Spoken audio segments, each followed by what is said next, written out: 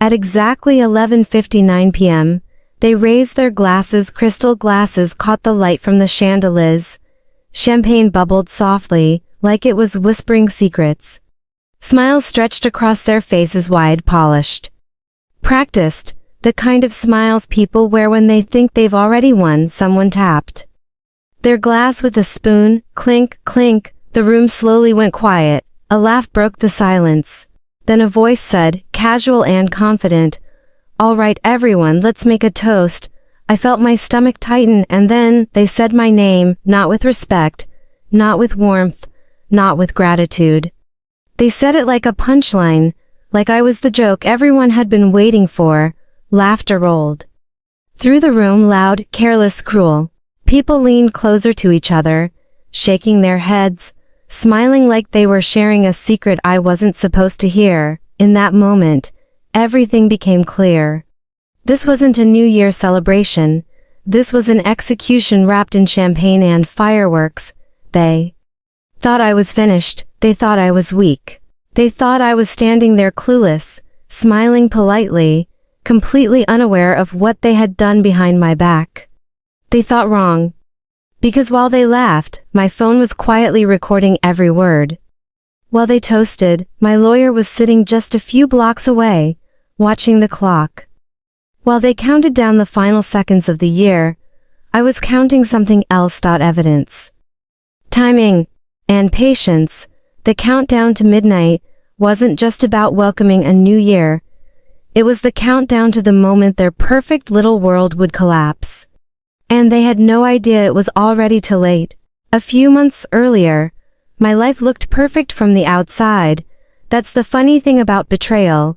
It almost always begins in a place that feels safe. I had a good job. Not flashy. Not famous but solid. The kind of job people nodded approvingly at when I mentioned it. I worked for a fast-growing company in Chicago. Glass building. Open floors. City views that made you feel like you were part of something important. We weren't just employees. That's what they told us anyway. We're a family here, management liked to say. At the time, I believed it. I trusted my coworkers. People I shared coffee breaks with. People I celebrated birthdays with. People I stayed late with when deadlines hit hard. I called some of them friends. And maybe at one point they really were. The company was growing fast. Big contracts. Bigger clients. The kind of growth that made investors excited and executives nervous. Everyone was hungry. But I wasn't the loud one. I wasn't the person dominating meetings. I wasn't the one throwing around big words or talking over others. I didn't need to. I was the one who stayed late when the office emptied out. The one who caught errors before they became disasters. The one who rewrote proposals at midnight because something didn't feel right. I didn't need applause. I believed good work spoke for itself. That belief would cost me more than I knew. Most nights, I was the last one to leave. The cleaning crew knew my name. The security guard nodded at me like clockwork. Sometimes I'd look out at the Chicago skyline, lights flickering across the river, and think, this is it. This is what building something looks like. I thought loyalty mattered. I thought effort mattered. I thought people noticed. And for a while they let me believe that too. They praised me just enough to keep me working. A compliment here. A thank you there. Nothing big, nothing official, but enough. Enough to make me stay. Enough to make me trust them. Until things started to feel off. It wasn't one big moment. It never is. It was little things. Small changes that were easy to explain away if you wanted to. Meetings I wasn't invited to anymore. At first, I assumed it was a mistake. An email must have gotten lost. Then it happened again. And again. When I asked about it, they smiled. Oh, it was last minute, they said. Nothing important. Emails started going out without me copied. Decisions were suddenly already made before discussions even happened. I'd walk into meetings and feel like I'd missed half the story. Inside jokes I didn't understand. Looks exchanged across the table. I told myself I was imagining things. I didn't want to be paranoid. I didn't want to be that person. Every time I asked, they reassured me. Relax, they said. We've got this, they said it with such confidence. Such ease. Like they were doing me a favor by keeping me out of the loop. And I wanted to believe them. Because believing them was easier than asking harder questions. I told myself they were just busy. Just stressed. Just handling things differently. Growth changes companies, right? That's what people say. But there was a feeling I couldn't shake. Like standing in a room where the temperature suddenly drops. You don't know why. You just know something's changed. One afternoon, I noticed my access to a shared folder was gone. Just gone. No warning. No explanation. When I asked IT, they told me it came from management. When I asked management, they laughed. Oh, we're just reorganizing things, reorganizing. That word came up a lot. Reorganizing teams, reorganizing roles, reorganizing responsibilities. Funny thing was, no one ever explained where I fit into this new organization. I started keeping quiet. Not because I was scared, because I was confused by how fast trust could fade without anyone saying it out loud. I still worked hard, still stayed late, still fixed problems. I told myself that consistency would protect me, that loyalty would count for something. But loyalty only matters when it's mutual. Around that time, the New Year party was announced. A big one. End of year, big milestone contracts. Executives flying in. It was supposed to be a celebration. People buzzed about it for weeks. New outfits, plus ones, champagne. I remember thinking how strange it was. How distant I already felt before the party had even started. There were moments when I almost spoke up. Moments when I almost demanded answers. But every time, that same calm voice answered me, relax. We've got this, and I chose comfort over confrontation. That was my first real mistake. Because while I was trusting smiles and handshakes, they were making plans. Plans that didn't include me.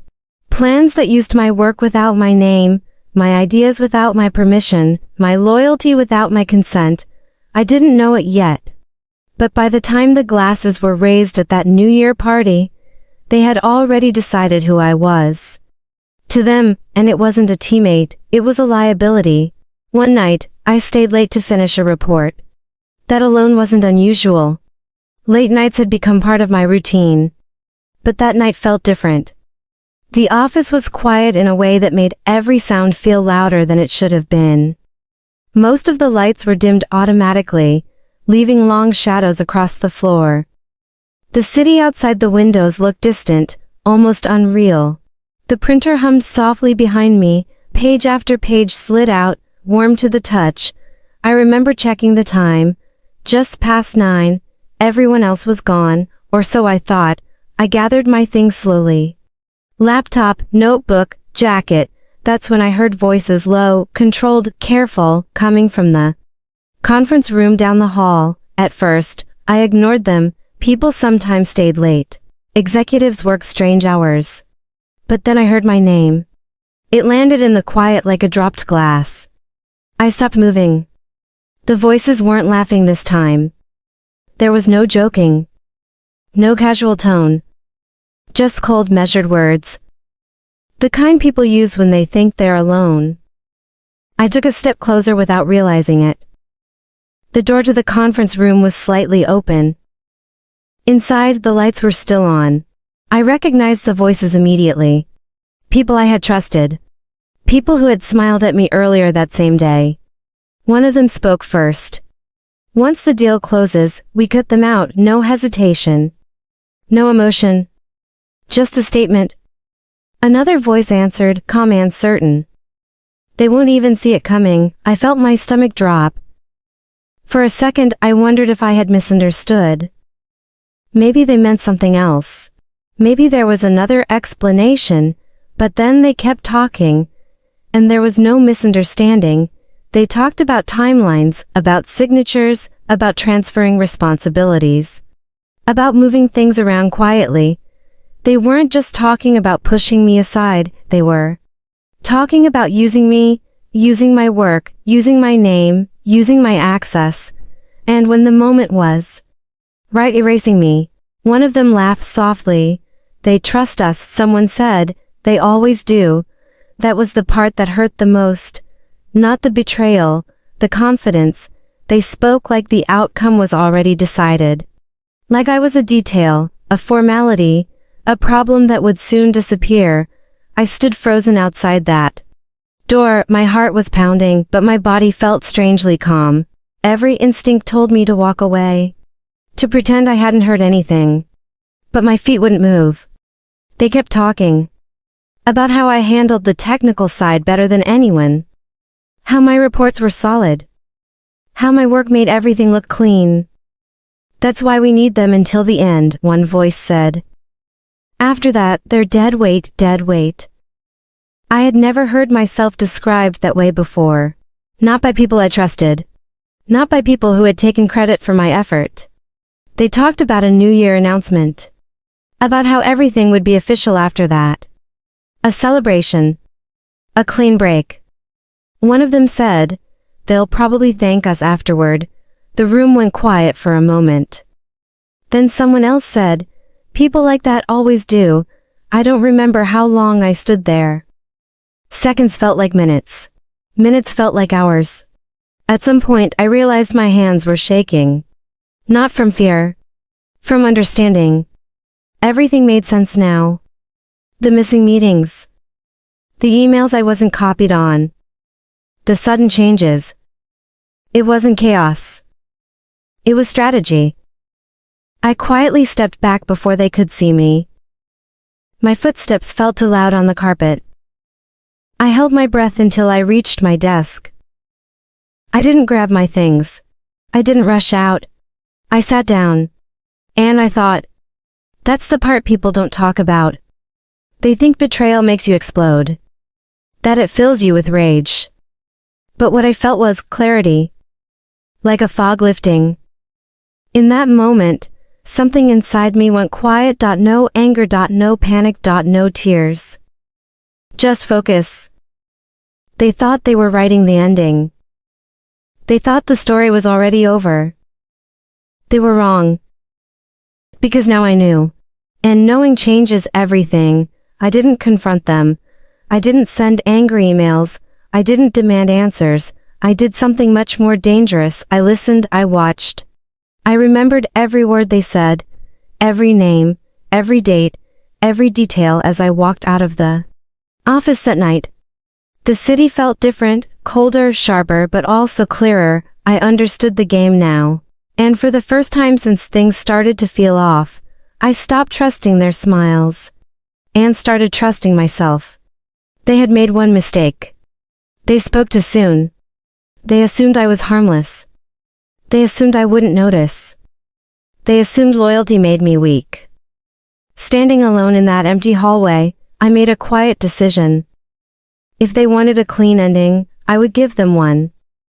Just not the one they planned. After that night, I didn't sleep. Not because I was angry. Not because I was scared. Because my mind wouldn't stop working. Every word I had overheard replayed in my head like a broken record. Every sentence. Every pause. I realized something important. They weren't sloppy. They were careful. Which meant if I wanted the truth, I couldn't rush. I couldn't confront them. And I definitely couldn't warn them. I had to become invisible. The next morning, I walked into the office like nothing had changed. Same smile, same polite nods, same calm voice. If anything, I became quieter. People assume silence means weakness. That was their second mistake. I started paying attention in ways I never had before, not just to what they said, but to what they didn't say. I noticed how conversations stopped when I walked into a room, how screens tilted slightly away from me, how decisions were announced, never discussed. I stopped asking questions. And the moment I did that, they relaxed. That's when they started making mistakes. Small ones at first, An email forwarded. Too quickly, a file shared without checking permissions. A calendar invite that included more information than it should have. I didn't react. I saved everything. I created folders on a personal drive I never accessed from the office network. I named them boring things, numbers, dates, nothing emotional. Every document told a story. Contracts drafted without my name, internal notes discussing my transition, plans outlining how responsibilities would shift after the new year. They were already writing my ending. I was just collecting the pages. I started arriving earlier than everyone else, not to work. To watch, I noticed who unlocked the office doors, who went straight to the conference room, who avoided eye contact. Late nights became valuable again. The office after hours had a way of revealing things people forgot to hide during the day. Printers left logged in, whiteboards half erased, notes stuck under keyboards. I never took originals. I photographed, quick, quiet, careful. I made sure nothing ever went missing, because missing things raise questions, and questions create suspicion at home. I organized everything. Timeline first, who said what, when it was said, what changed afterward. Patterns began to form. This wasn't just betrayal. It was planned. Months of preparation. Layers of protection. Legal language designed to make everything look clean. They weren't breaking rules. They were bending them. That made the proof even more important. I needed intent. I needed motive. And most of all, I needed timing. That's when I contacted a lawyer. Not loudly, not dramatically. I didn't even use my name at first. Just a consultation. I remember sitting in a small office, sunlight cutting across the desk, explaining everything calmly. No emotion, just facts. The lawyer listened quietly, then asked one question, "Do you have proof?" I nodded. That was the moment the tone changed. They told me something that stuck with me. People don't get exposed because they're wrong, they said, they get exposed because they're careless. So we waited, not weeks, not days, moments. I learned which conversations mattered. Which emails were harmless. Which meetings were critical. I learned who talked too much when they were confident. Who slipped when they thought they were untouchable. And they were confident. They thought the plan was already done. They thought I was still trusting them. So they included me in just enough things to keep me useful. And every time they did, they gave me more proof. There were drafts of press releases dated January 1st, announcements prepared in advance, job titles already reassigned. They had planned a celebration. Not just for the new year, for my removal one night. I found a document that changed everything. A shared internal memo, not meant for me. It outlined the final steps, who would sign, who would approve, who would make the announcement, and right there, buried in clean corporate language, was my work, my contributions, stripped of my name. That was the moment I understood something else. They didn't just want me gone, they wanted what I built. That realization didn't make me angry, it made me careful with my expressions, careful with my tone, careful with my words.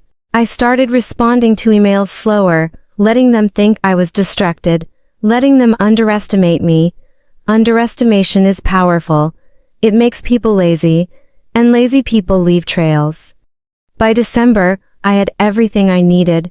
Not one big piece, dozens of small ones, enough to tell a complete story, enough to make it impossible to deny, enough to turn their confidence into panic. The New Year party invitation arrived shortly after. Elegant, polite, cheerful. They wanted me there. They needed me there. Appearances matter, and in that moment, I realized the final piece of the puzzle. They had chosen their stage. They just didn't know I was writing the ending. I saved the invitation, closed my laptop, and smiled, because when midnight came, they wouldn't be raising their glasses to my failure. They'd be facing the truth they thought no one would ever see. Silence looks like weakness to people who don't understand it. They think if you don't speak up, you've already lost. They think if you don't defend yourself, you have nothing to defend. That's exactly why I stayed silent. After I started collecting proof, something changed inside me. I stopped needing their approval. I stopped caring how I looked in their eyes. But I let them think nothing had changed. Every morning, I walked into the office like I always had. Same calm expression. Same polite greetings.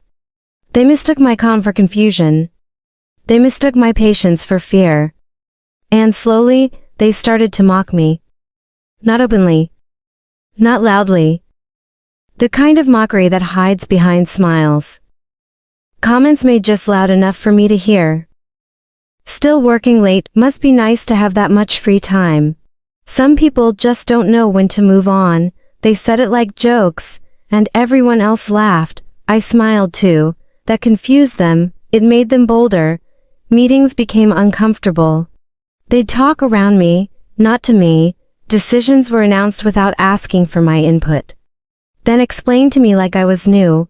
One of them once said, right in front of others, "We should keep things simple, not everyone can handle big changes." The room went quiet. Eyes flicked toward me, waiting for a reaction. I nodded. "Whatever works best," I said. That moment sealed it. They decided I was harmless. They decided I'd accepted my place. And once they believed that, they stopped hiding. Mockery grew sharper. They questioned my work openly. Doubted my experience. Corrected me on things they barely understood. Each time, I stayed calm. Inside, I was counting how often they crossed lines, counting witnesses, counting moments. Because mockery leaves fingerprints, and fingerprints are proof. There were days it hurt. I won't lie. Hearing people you trusted talk down to you changes something inside you. It makes you question yourself. Makes you wonder how long they've been laughing behind your back. But every time that doubt crept in, I reminded myself of one thing. They thought the ending was already written. And that belief made them reckless. I learned something powerful during that time. People reveal their true selves when they think they're safe, when they think there are no consequences, and they thought there were none. They'd whisper jokes in hallways, roll their eyes during meetings, talk over me like I wasn't even there. Once, during a team lunch, someone raised their glass and said, "Well, at least some of us will still be here next year." Laughter followed. I raised my glass too. "Cheers," I said. The look on their faces, they didn't understand how someone being pushed out could stay so calm. What they didn't realize was that calm wasn't acceptance. It was preparation. Silence gave me time. Time to listen. Time to observe. Time to let them hang themselves with their own words. Every comment they made went into my memory, dates, names, who laughed, who stayed quiet, because silence turns moments into patterns, and patterns become undeniable at home. I replayed conversations in my head, not emotionally, clinically, what was said, who was present. What it revealed. Mockery showed intent, intent shows motive, and motive is everything. I also learned who I could trust. Some people didn't laugh. Some people looked uncomfortable. Some people avoided eye contact when things went too far. They weren't brave enough to speak up, but they noticed, and that mattered. The closer we got to New Year's Eve, the worse it became. They were confident now, too confident. They joked about the future like it was guaranteed, about promotions, about bonuses, about how clean everything would be after the holidays. They talked about me like I was already gone, right in front of me. And I let them. Because silence does something else too. It disarms. It makes people forget you're paying attention. They thought my quiet meant I had no plan. They thought my smiles meant I was broken. They thought wrong. There were moments when I wanted to scream. Moments when I wanted to slam my hands on the table and ask them why. But anger would have ruined everything. Anger warns people. Silence invites them closer. And they stepped closer every day. They shared more than they should have, spoke more freely than they should have. Mockery made them carelessness made them vulnerable. By the time the New Year party approached, They had completely underestimated me. They didn't see a threat. They saw an ending, and that was exactly what I needed. Because when people mock you openly, they never expect you to be the one holding the final word. The invitation arrived on a crisp December morning. At first glance, it looked harmless, a sleek, glossy card, gold embossed letters. Polite wording that could have belonged to any high-end corporate event. Join us for the annual New Year's Eve celebration, it read. I held it in my hand. Turning it over, the city skyline reflected in the envelope's shine. I could almost see their excitement in the folded edges. They thought they were inviting me to a party, a celebration. Little did they know, it was a stage. And I was about to become the director.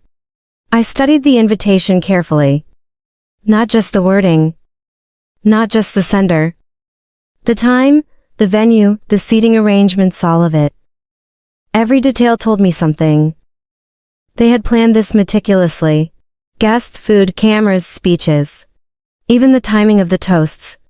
It was perfect. And that made it dangerous. Because perfection hides mistakes, I smiled. The kind of smile that comes from knowing you're invisible in plain sight. For weeks leading up to the event, I prepared myself mentally. I had the proof. I had the timeline. I had the knowledge of their every little misstep. What I didn't have yet was the stage. The perfect moment to reveal everything. And the invitation gave it to me. It wasn't just a piece of paper. It was an opportunity. They wanted me there. They wanted me to witness the celebration of my disappearance. They needed me to see it so they could laugh again. But I was no longer just a spectator. I became a ghost in their system. Silent, patient, watching. The days before the party were filled with subtle reconnaissance. I studied the floor plan of the venue. The entrances. The exits. The locations of staff. Where the cameras were likely to be. I wasn't just attending a party. I was setting the stage for justice. The office, usually buzzing with tension, felt different those last days. Everyone was excited. People discussed outfits, cars, and champagne. Their attention was on the glamour, not the work. And that's when I noticed it. The cracks. A secretary whispered to someone else and accidentally mentioned a speech that hadn't been finalized. Someone left a seating chart on the copier. Pages with names, dates, and roles I wasn't supposed to see. I absorbed it all. Not like a victim. Not like a bystander. Like a chess player planning 5 moves ahead. When people asked me about the party, I smiled politely. Oh, I'm looking forward to it, I said casually. They read that as approval, agreement, submission. It was the perfect mask. Weeks passed. The closer we got to the new year, the thicker the tension in the office became. Everyone was distracted. Everyone was careless. Everything was documented, stored, observed. I spent my evenings double-checking all the proof I had collected, emails, memos, contracts, internal messages. They all told the story. Their plan was meticulous, and mine had to be even more so. I started to visualize the night, the arrival, the champagne, the laughter, the speeches, where I would stand, when I would act, how I would reveal the truth without giving them a hint of what was coming. It became an obsession. Not with revenge in the emotional sense, but with precision. Timing. Impact. I knew I had one chance. One opportunity to expose everything before the clock struck midnight. And timing, I realized, was the most dangerous game of all. The invitation had the time printed clearly: 8 p.m. Reception, dinner. Speeches to follow. Countdown to midnight. They had mapped out every second of the night. And so did I. I didn't just memorize it. I anticipated it. I prepared counter moves for every moment they might try to manipulate or humiliate me. The office banter in the days leading up to the party was almost laughable. Colleagues casually mentioned my exit as if it had already happened. One of the senior partners joked, "By the time the champagne pops, they won't even remember their desk." Another whispered in a side hallway, New year, new us. It's going to be clean. I let them speak. I smiled, I nodded.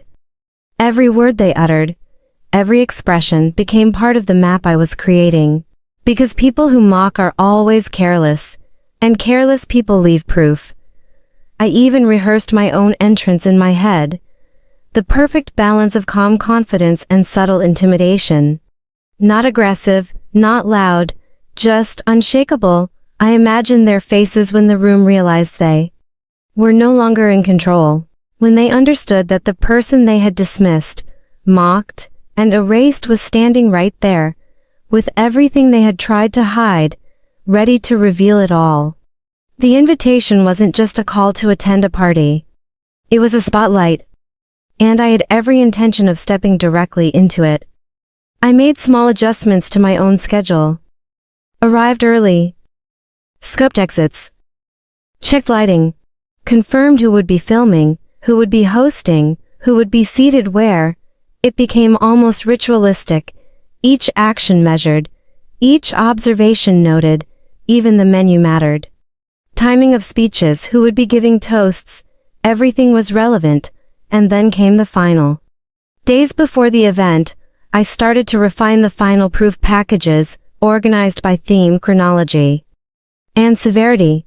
Contracts that had been altered to remove my contributions, emails that showed premeditated exclusion, internal notes that proved intent. I didn't need to exaggerate. The truth alone was powerful enough. The invitation arrived weeks before, but I waited until the last possible moment to plan the logistics. Every party has a predictable pattern. Guests arrive, cocktails, dinner, speeches, applause. Countdown, that was the ultimate key. By the time the clock struck 12. Everything had to be in place, everything. And I couldn't afford mistakes. The office itself became a kind of rehearsal space. I watched interactions, noted the smallest details, every smile, every glance, every whisper. People think events like this are chaotic. They think spontaneity rules the night, but big, well-planned parties have order, and that order can be turned against them. I created a timeline. For every action, every minute accounted for. Backup plans for everything that could go wrong. Extra proof hidden on devices that couldn't be accessed. I even considered the human element. Who might panic? Who might try to intervene? Who might laugh in my face? I had answers for all of it. By the week of the party, the trap was complete. I had become invisible in plain sight. My calm demeanor was a weapon. Their confidence, my advantage. Their laughter, my soundtrack. And finally, the night of the event approached. I dressed the way they expected me to, understated, polite, almost submissive. Nothing flashy, nothing to draw attention, and I arrived early. The lights reflected off the polished floor. Guests milled about, champagne flowed, music hummed softly in the background. I took my place in the crowd. They greeted me with smiles, some forced, some genuine. Little did they know, I wasn't there to celebrate. I was there to expose. Every step they had taken to push me out, every mockery, every plan, it would all be revealed tonight. The invitation was no longer just a piece of paper. It was the stage. And I was ready to step into the spotlight. Because the trap wasn't theirs to set anymore. It was mine. The night was electric. Lights glimmered across the grand hall. Crystal chandeliers refracted the warm glow onto polished floors. The hum of conversation mixed with soft music, creating a sense of controlled chaos. Everything was happening exactly as they planned. Cocktails in hand, guests mingled. Laughs and chatter echoed off the walls. Champagne flutes clinked like tiny alarms counting down the minutes. I stood near the back, a ghost in plain sight. No one suspected. No one even considered that I could be anything but the quiet, loyal employee they had spent months mocking. And that was the beauty of it. I watched, I waited. Every movement, every word, every laugh was being stored in my mind. I had rehearsed this moment hundreds of times. I knew exactly where each person would stand, where cameras were placed, where speeches would be delivered, when the toasts would happen by now. Everyone was comfortable, that comfort was my weapon. The first course was served, small talk. Danced through the room, they spoke freely, joked about the new year, new changes, completely unaware that their words were now evidence. Every insult, every offhand comment from the office, every plan to push me aside, they all came alive in my memory. I had catalogued it, organized it, and now I was ready. The host of the evening, a senior partner, stepped onto the small stage at the front. Glasses raised. Smiles beaming. Everyone leaned in. Welcome everyone, the host said. A polite applause followed. And then the speeches began. They praised the company's achievements, thanked the teams, and subtly, so subtly, mocked the very people who had built their success. I could feel their eyes occasionally flick to me, small glances of curiosity, as if they were checking to make sure I hadn't disappeared completely. They didn't notice the calm smile I wore, not the quiet confidence. I stayed still, absorbing everything, patiently, meticulously, deliberately, because timing, I knew, was everything. The countdown to midnight was the pivot point, the moment when the world would shift. I checked my watch, 10:45 p.m., an hour and 15 minutes, perfect, enough time to make the final preparations. I moved subtly through the crowd, not too close, not too distant, every step calculated, every gesture measured. People spoke to me, thinking I was polite, disengaged, even submissive. Oh, aren't you excited for the new year? Looking forward to the celebration? Yes. Of course, I said, lightly smiling. Their relief at my apparent calm was palpable. The speeches continued, praise flowed, laughter erupted, and still I waited, because this wasn't about reacting, it wasn't about confrontation, it was about precision. Precision is silent, precision is invisible. Precision waits until the world is watching. By 11:15 p.m., the room began to shift subtly. Guests gravitated toward the main hall for the final toasts. The host signaled the start of the ceremonial part of the evening. Glasses were filled, cameras started focusing, and still I remained patient. I made a few final adjustments, checked my hidden proof devices, confirmed my backup copies, verified the chain of custody for every document and digital file one had collected. Everything had to be perfect. One wrong move and this night could crumble. I sipped my champagne calmly. Not too quickly. Not too slowly. The other employees around me laughed and chatted. They joked about the upcoming new roles, promotions, and the changes in the company, and they included me in every conversation, unconsciously, as if I were complicit. By next year, everything will be smooth, one of them said, right? We'll have finally moved past all the old problems. I nodded and smiled. They assumed compliance. They assumed acceptance. They assumed weakness. They were wrong. I had become the observer and the conductor of the final act. By 11:40 p.m., the room was buzzing with anticipation. People kept checking their watches, calculating how long until the new year. The tension in the air was almost tangible. Electric. I could feel it building inside me as well, not fear, not anxiety, focus. Everything I had done, the months of collecting evidence, watching, listening, recording had led to this moment. The first toast was called. Everyone raised their glasses. Cheers to a successful year, someone said. The glasses clinked. They smiled at each other. They didn't notice my smile, not the one that held calm fury and quiet satisfaction, because I had the proof. Every single plan they made, every slight, every exclusion, they had documented it themselves. Every careless comment they made was a brick in the wall I was about to build around them. 11:50 p.m., the room shifted again. People started gathering near the stage. I took my place strategically, where I could observe, where I could act. And then it happened. Someone made a careless joke. A whisper meant to be private, meant to amuse a colleague. It wasn't directed at me. But it was perfect. By midnight, all the loose ends will be gone, someone said. I can't wait to see the look on their face. I smiled slightly inside. They had no idea they were talking to the very person they intended to erase. I watched reactions. People laughed. They cheered. They had no clue they were exposing everything. By now, I had everything I needed in my pocket. Encrypted files on a small drive. Photos of memos, emails. Contracts. All ready to be displayed. I didn't move yet. The moment was approaching.